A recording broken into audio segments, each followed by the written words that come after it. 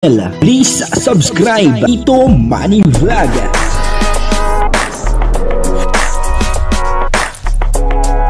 Payagan po si Tito Manny Vlog na mag-reactor para pambiling gamot sa kanya pong karamdaman. Wala man siyang records ng ng awayan. Sa video pong ito ay makikita po natin at mapapanood po natin na si Joy Diwata ay naglabas ng kanyang saloobin sa pamamagitan po ng isang interview. Papanoorin po natin yung video at siyempre bibigyan po natin ng konting reaksyon. Pero bago po yan, ako muna po bumabati sa inyong lahat ng magandang umaga, magandang tanghali at magandang gabi sa inyong lahat mga kapatid. Saan man kayo ng panig ng mundo naroon ngayon ay mag-iingat kayo palagi at pagpalain kayo ng ating Panginoon. Maraming salamat din po sa patuloy na tumatangkilik sa aking YouTube channel at nanonood sa aking video reaction. Patuloy lang po natin suportahan sila Kuya Bal Santos Matubang, Kalingap Rab, Ate Edna Vlog, Jack Tapia, Kalingap Dan at Kuya Brooks. At pakasama na rin po ang Karepa, yung mga kasama natin sa Karepa at siyempre yung mga Kalingap partner na charity vlogger. Ito po yung video na kung saan ay talagang naglabas ng saloobin itong si Joy Diwata sa pamamagitan po ng isang interview.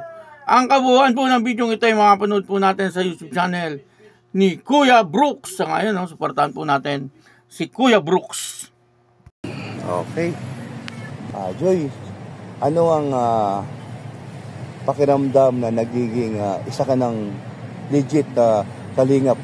At ito, hindi natin inaasahan na sa isa sa mga matubang na si Kalingap Dan, ang iyong partner. Ano ang pakiramdam at ano ang masasabi mo? Siyempre po, masaya po kasi may danger po na nag-enjoy po ako at masaya po ako na kalab team ko po si Kuya Dan. Siyempre, parehas po kaming masaya. Lagi niya naman po yung sinasabi na nag-enjoy lang po kami, go with the flow lang po kami. Wala pong pressure na nafe-feel sa mga supporters. Lang po kami, kung ano lang po yung nafe-feel namin at yung emotions namin, yun lang po yung pinapakita namin. At di po namin pinipilit yung isa't isa po. Ayun, So yun, mismo galing kay Joy yan. Ano ang pakiramdam mo nung unang-una mo ako nakita at... Kinabahan lang po ako. Kinabahan? Nung oras na po yun. Kaya po naiyak ako ganun. Ano ang masasabi mo kay Dan? Yung time niyan na muntik ka na niyang, kung napapansin mo, na parang yakapin baga sa sitwasyon na akala ni Dan talagang totoo na yung ginawa ko sa'yo. Pinagsabihan kitang di maganda. Ano masasabi mo dun? O anong reaksyon mo dun? Siyempre po,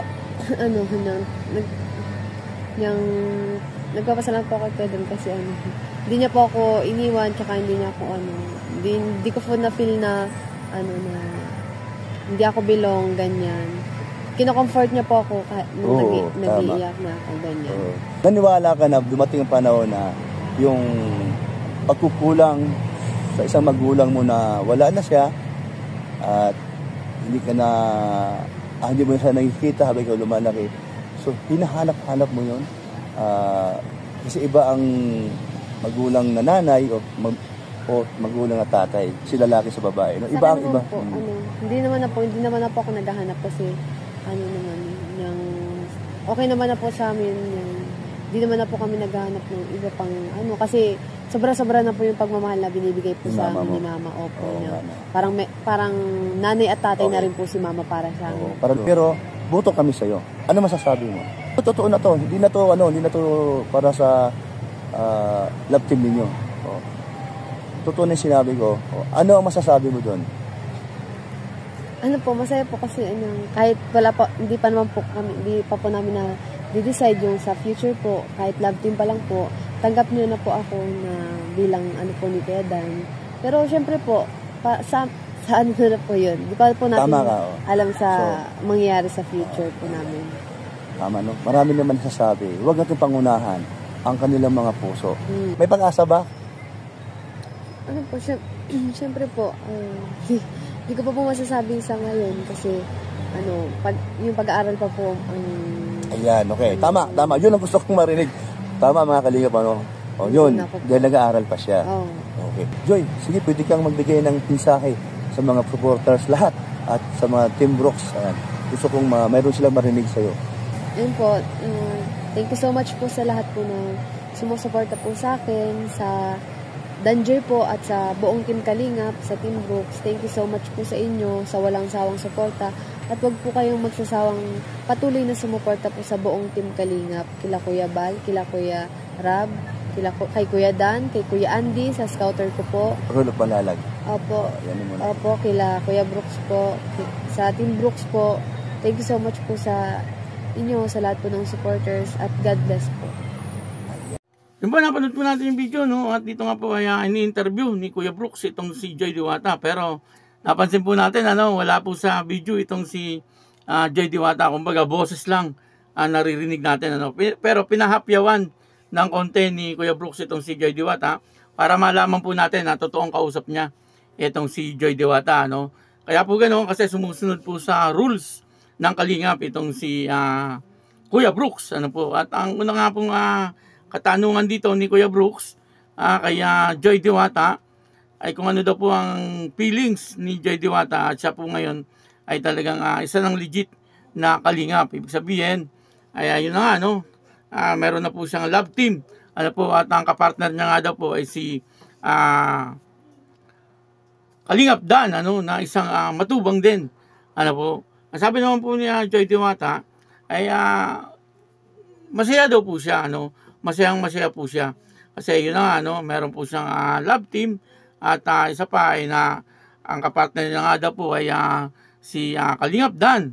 Alam naman po natin lahat na pogi, si Kalingap Dan. Sa bagay, maganda rin si Joy Diwata, at bagay na bagay po silang dalawa, Kaya tinangkilik po ng mga tao itong Danjoy, Kasi bukod sa magagandang nilikha sila, magagandang nilikha ng Diyos, itong dalawang ito, ay yung kanilang pag-uugali, makikita po natin na talagang likas din sa kanila yung kabaitan. Kumbaga sok na sok talaga. Kaya yung teleserye ng Danjoy, makikita naman po natin na successful. At ngayon nga po ay meron ng million views. Congratulations sa Danjoy.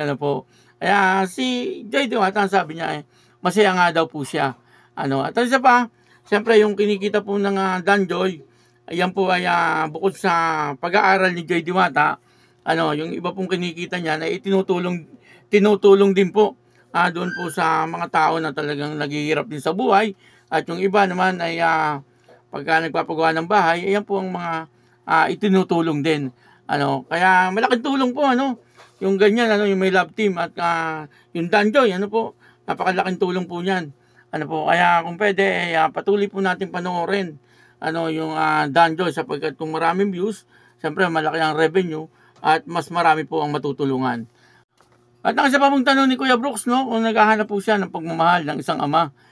Sabi po ni Joy Diwata, maliwanag, napanood po natin, na hindi naman daw po, kumbaga, kasi kay Nanay Imelda na lahat, pagiging isang ina at pagiging isang ama. Nakita naman po natin, yung mga ginagawa ni Nanay Imelda, talagang kayang-kaya niya, yung ginagawa ng isang lalaki. Kagaya po dati, na hindi pa po talaga maayos yung kanilang bahay.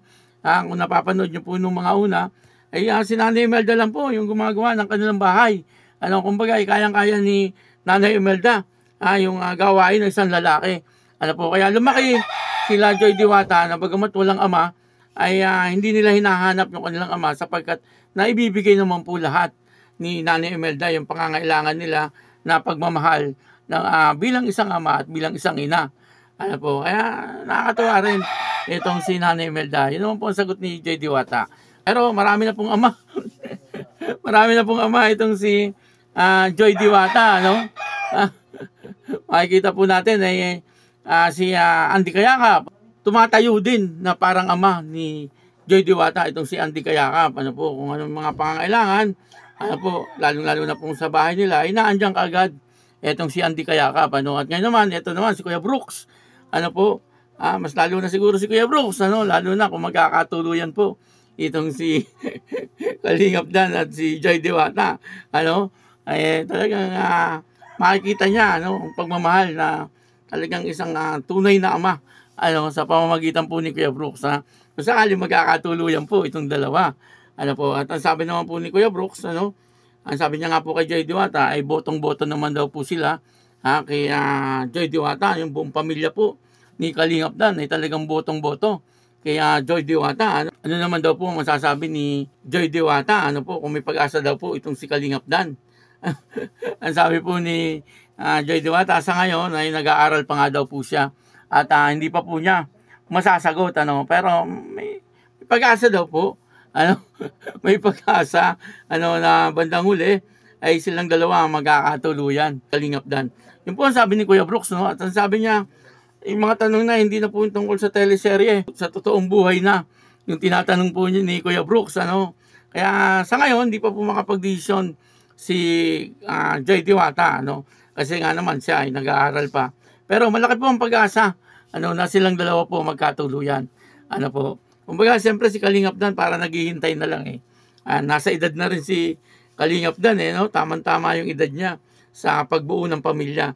Kaya lang, siyempre, hinihintay pa rin niya na makatapos itong si Joy Diwata, 4 na taon pa. Tapos siyempre, mga 1 taon pa, baka mag-exam pa, another 1 year pa, 5 taon pa. Sabagay, matatapos na yung 1 taon, second year college na, di ilang taon na lang, 3 na lang, plus 1 taon pa sa pag-exam, pag-review, 4 na taon pa. Medyo matagal-tagal pa. Medyo matagal-tagal pa, Pwede naman siguro habang nag-aaral ay mayroon na silang relasyon. At pagkatapos mag-aaral, may trabaho na, ay magpakasal na kaagad. Hindi, joke lang po yun. Hindi po natin pwedeng pangunahan. Siyempre, yung desisyon ng dalawa. Yan po ang sabi din ni Kuya Brooks. Hindi po dapat pangunahan yung desisyon ng dalawa. Kung ano po yung desisyon ng dalawa, yun po ang masusunod. Kaya yun, maraming salamat po sa inyong lahat. At ako po si Tito Manny Vlog na nagsasabing God bless you all. Diyos mabalos.